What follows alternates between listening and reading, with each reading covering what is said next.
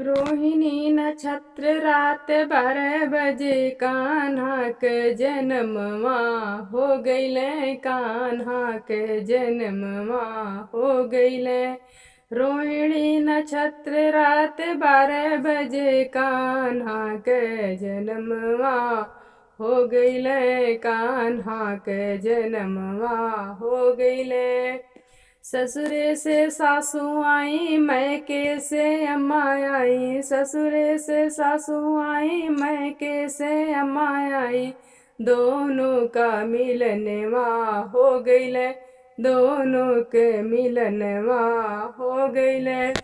रोहिणी नक्षत्र रात 12 बजे कान्हा के जन्मवा हो गईले।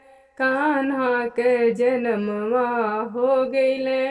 मैके से भाभी आई ससुरे से जेठनी आई। मैके से भाभी आई ससुरे से जेठनी आई।